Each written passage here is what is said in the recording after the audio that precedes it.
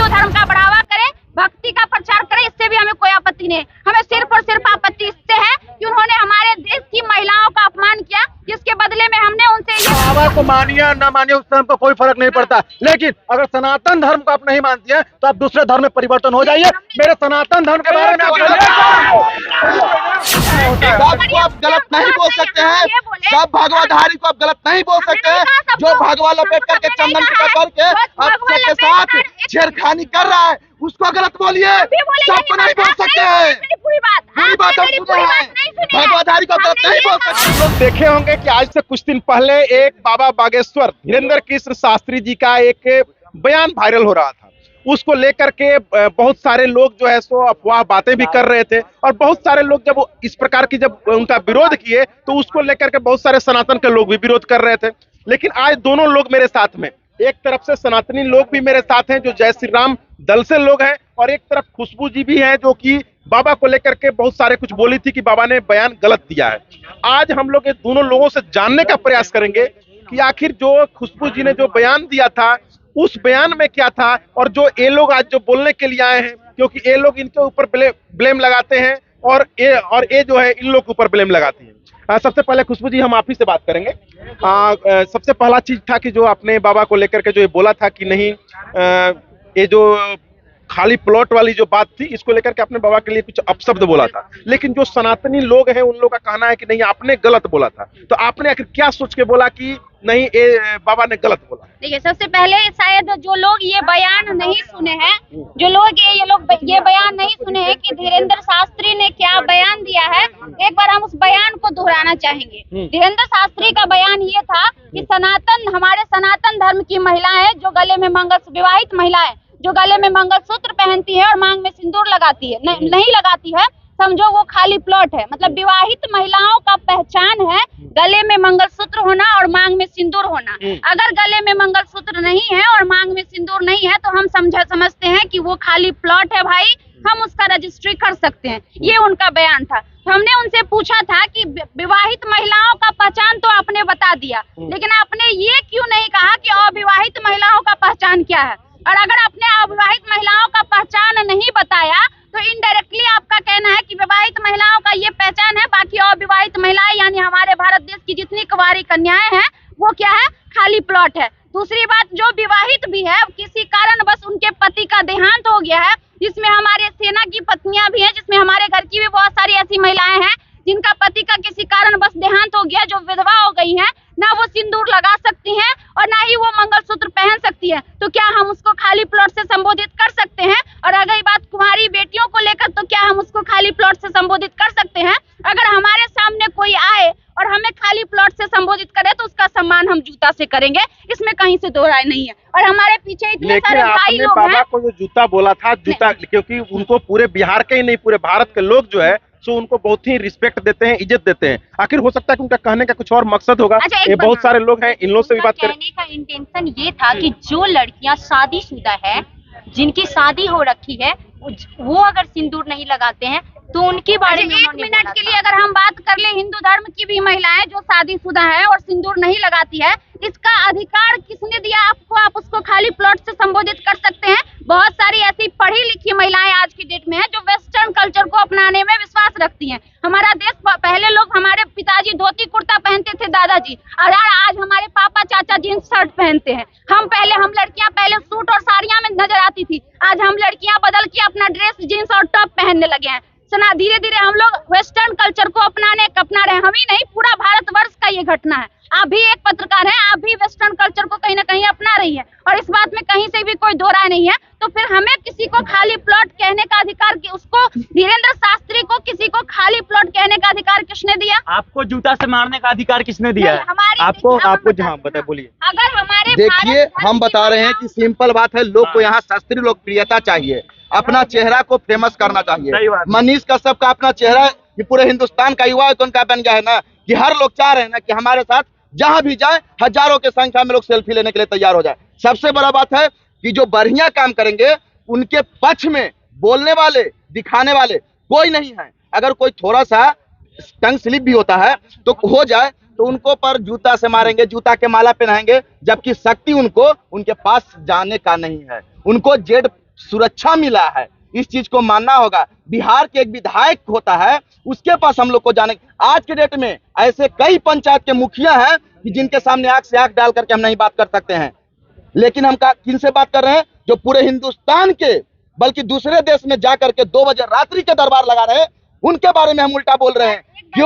क्यों बोल रहे हैं?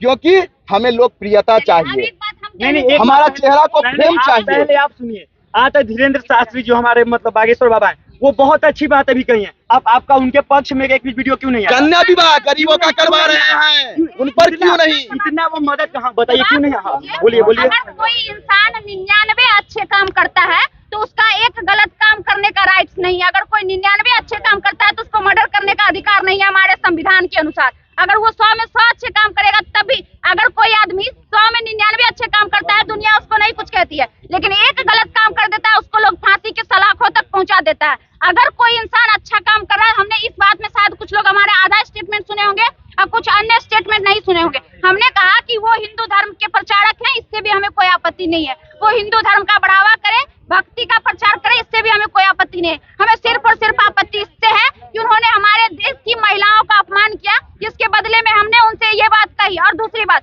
महिलाओं का अपमान करना भी हमारे संविधान में कानूनन जुर्म है।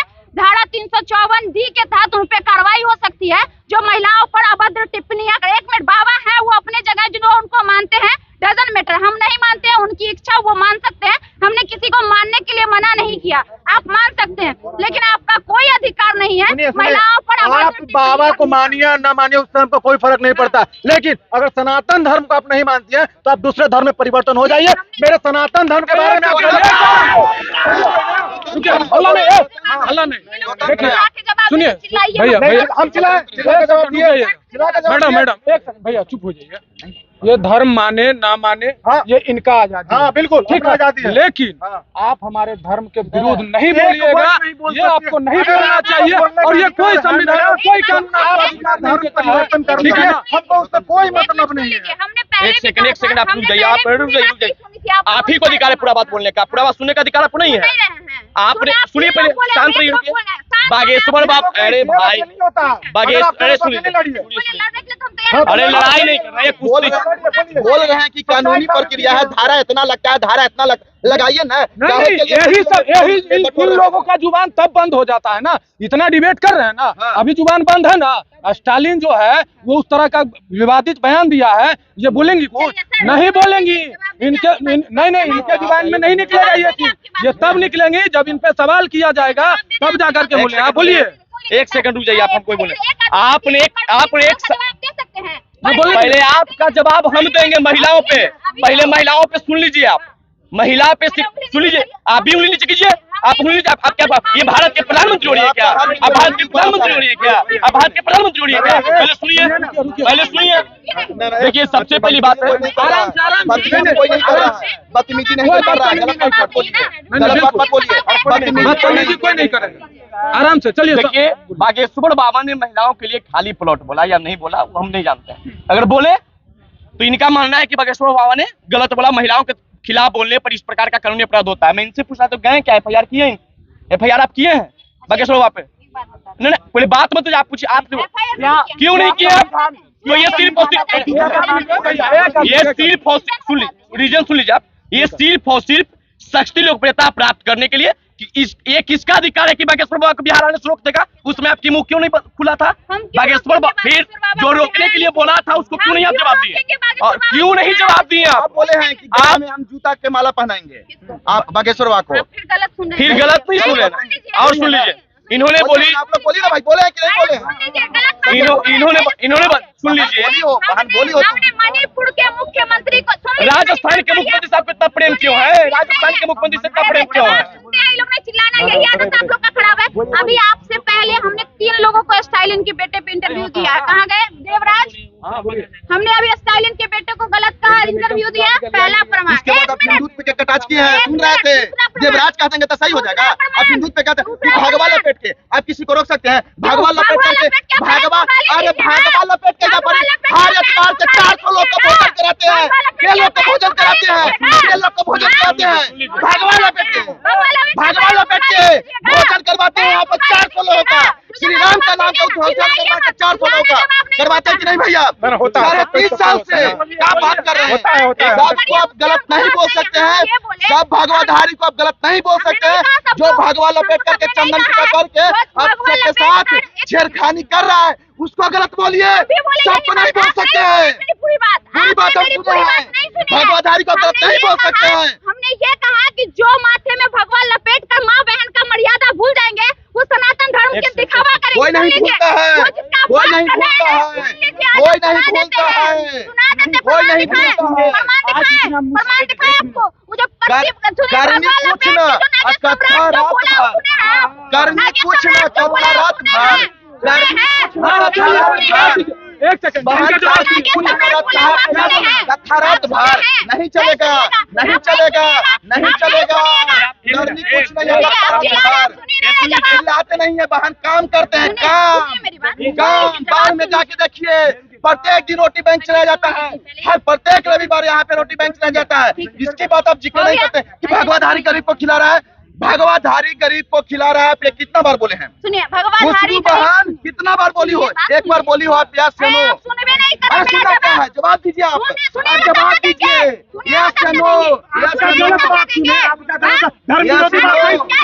हम धर्म विरोधी बात नहीं सुनते हैं और नहीं किसी को सुनाएंगे। ये लोग जबरदस्ती यहाँ पर चार लोग देखिए कैसे चढ़ के बोल रहे हैं। ये गलत बात है, ये गलत बात है। जवाब अगर आप दे रहे तो मेरा जवाब सुनना पड़ेगा। एक बात हमने कहा कि हम सनातन धर्म, पहले भी हमने कहा कि हम सनातन धर्म का विरोध नहीं करते हैं। अगर धीरेन्द्र शास्त्री सनातन धर्म का प्रचार करता है हमें कोई आपत्ति नहीं है। मैंने आपको कहा। दूसरी बात सुन लीजिए, पूरा सुन लीजिए। एक चीज और है खुशबू जी, अगर भक्ति का प्रचार करता है हमें कोई आपत्ति नहीं, क्योंकि हर इंसान को संविधान आजादी देता है अपने धर्म की प्रचार करने की, भक्ति की प्रचार करने। हमें उस बात से कोई आपत्ति, हमें सिर्फ आपत्ति एक बात से थी कि उन्होंने महिलाओं का असम्मान उसने किया। किस बात से हमें आपत्ति? एक खाली एक चीज नहीं समझते क्यों सम्मान किया? हम क्या बोल रहे हैं? बात को नहीं समझ, वो क्या बोले थे कि हिंदू धर्म में जिसका शादी होता है, जो सनातनी है, शादी होने के बाद उस सिंदूर का टीका नहीं लगाता है तो फिर वो हिंदू धर्म को नहीं मान रहा। क्योंकि एक मिनट सुनिए, बात सुनिए, पहले बात सुनिए मेरा, पहले बात सुनिए। देखिए आप सुन तो लीजिए पहले, आप क्या सुनाइएगा? हम नहीं सुनते हैं हर चीज आप बात नहीं।